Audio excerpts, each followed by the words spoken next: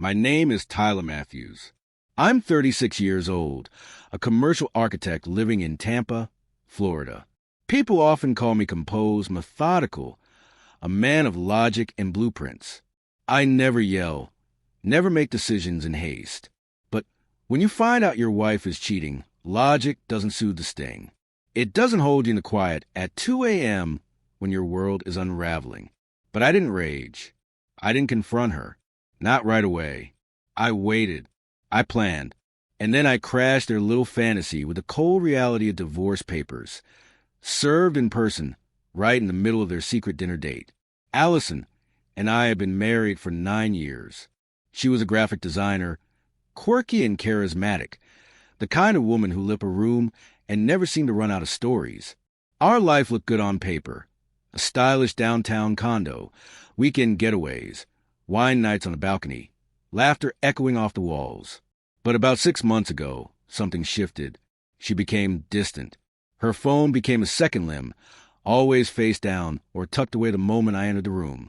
Suddenly, there were late client meetings, girls' nights out that ended at 2 a.m., and a sudden interest in fitness that had her gone at dawn and returning flushed and too giddy. The signs were subtle, but not invisible. You just have to stop loving blindly to see clearly. I didn't want to believe it at first. I convinced myself I was imagining things, that maybe we'd grown apart and that she just needed space. But suspicion, once seated, grows like mold in the dark. So I hired a private investigator.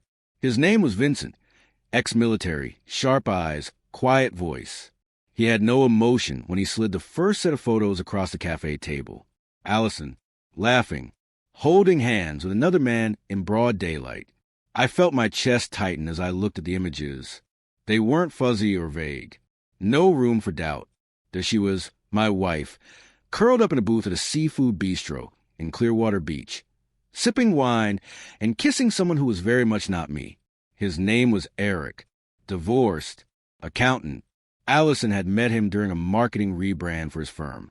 They had been seeing each other for nearly 3 months. 3 months of lies, of fake smiles, of I love yous. She didn't mean any more. I stared at those photos every night for a week. Rage threatened to consume me.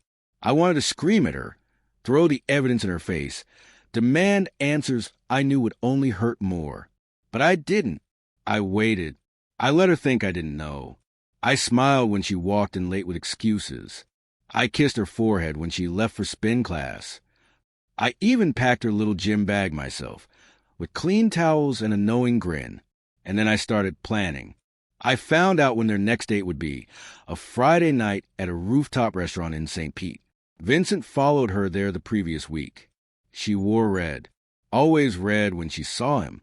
I made a reservation under a false name, sat 2 tables away from theirs. I watched them laugh. I watched Eric touch her hand. I watched her lean in, whispering sweet nothings with a smile she hadn't shown me in months. I waited until dessert, until she was relaxed, until she believed she'd gotten away with it. And then I walked over. I stepped up to their table slowly, holding a manila envelope in my hand. Allison looked up, startled. Her expression went from confusion to panic within seconds. "Tyler," she said, voice cracking. "Were you?" "Hi, sweetheart," I said calmly. Didn't mean to interrupt date night. Eric looked from me to her, his face pale and jaw clenched. "I'm Tyler Matthews," I said, extending a hand to him.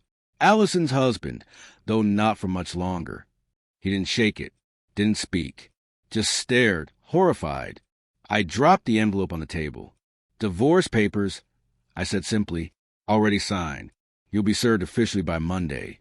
But I thought I'd save you the suspense." Allison's mouth opened, but no words came. I leaned in, speaking low enough only for her. "I know everything, Ollie. The trips, the motel rooms, the mornings you left my bed to crawl into his. You made a fool out of me, and I let you, but not anymore."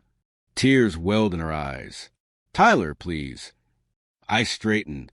Don't insult me with excuses or tears. Finish your dessert. I'll be gone by the time you get home." And then I turned and walked away. That night, I packed a suitcase and left. I moved into a short-term rental overlooking the bay. Peaceful, clean, untouched by betrayal. The silence felt good. She called, texted, begged to meet, to talk this through. I didn't reply. What was there to say? She'd made her choices. I just gave her the ending she earned. Word got around, of course. Friends were shocked. Some tried to stay neutral. A few, those who had likely known, vanished into silence. I focused on work, on rebuilding. Weeks turned into months.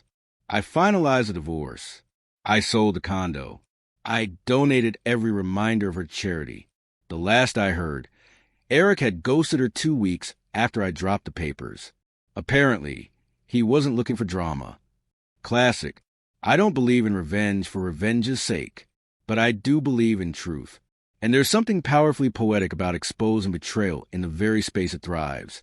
In public, in front of the one they risked it all for. She played a game.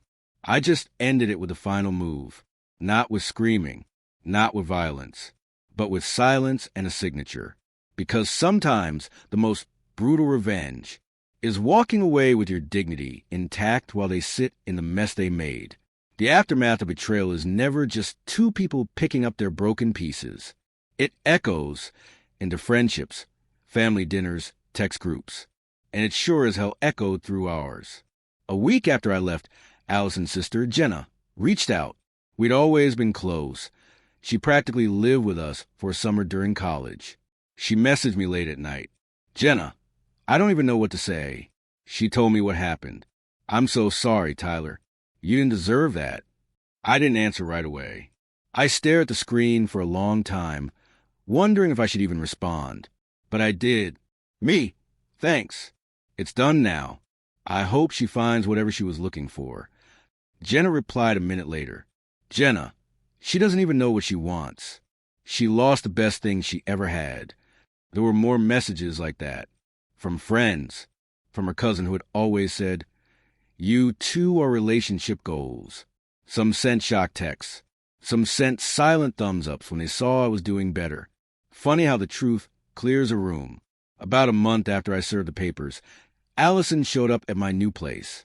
I came home from a run and found her sitting on the hood of her old Jeep, parked by the curb. She looked tired, no makeup, hair in a messy bun. Her usual glow dimmed. She stood up as I approached, clutching a manila envelope of her own. Tyler, please.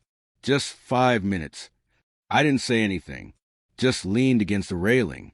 I messed up, she started, voice shaking. I know that. I was stupid. I got lost, Tyler. I got bored. I got restless, and I looked for something exciting, and I didn't think. You thought I'd never find out. I interrupted. She nodded. Yeah, and when I did think about you, I told myself you'd be fine, that you really need me. That one stung. She opened the envelope and pulled out photos.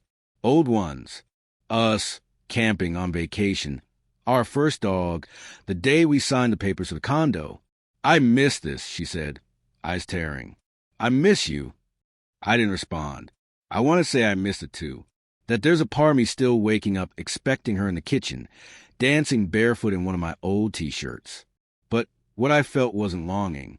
It was grief, and I'd already mourned. I loved you, I said quietly. Hell, I probably still do, somewhere under all this mess. But love doesn't survive betrayal like that. At least not mine. She nodded again, slowly this time. A tear slid down her cheek. Are you seeing anyone? No, I said truthfully. But I'm seeing myself clearly for first time in years. And with that, I went inside. I started therapy. Not because I was broken, but because I wanted to make sure I didn't carry her damage into my future. I picked up old hobbies. I started sailing again, something I hadn't done since before we married. I joined a gym. I took a solo trip to Colorado, just to hike and breathe cold air in quiet places where no one knew my name. It was liberating. And eventually, I met someone, not through an app, not through friends. I met her at a bookstore. Her name was Nora. She worked in publishing, had freckles and a crooked smile, and eyes that didn't wander. Our conversations were easy, real. She listened when I talked about architecture, and when I told her my story, she didn't flinch. "I'm not afraid of someone who's been through hell," she said. "I'm afraid of people who've never been burned. They don't know how to love carefully." That line stuck with me. About a year after the divorce was finalized, I got a letter in the mail, handwritten, from Allison. It wasn't begging me back. It wasn't dramatic. It was just honest. She said she was in therapy now, that she'd learned how deeply she'd sabotaged herself, that she hoped I was happy, and that one day I'd look back at our marriage and remember the good parts too. I sat with that letter for a long time. Then I folded it and placed it in a drawer, a closed chapter, one I didn't need to reread again and again. I looked around my place, the new books on my shelf, Nora's mug on my counter, the sunlight hitting the floor in a place I'd built from scratch. This was mine. All of it. Hard-earned peace. Sometimes the best revenge isn't the confrontation. It's the calm, the silence, the better life you build after the storm. Because when someone tears you down, you don't just rebuild. You rise stronger, smarter, and more whole than they ever expected.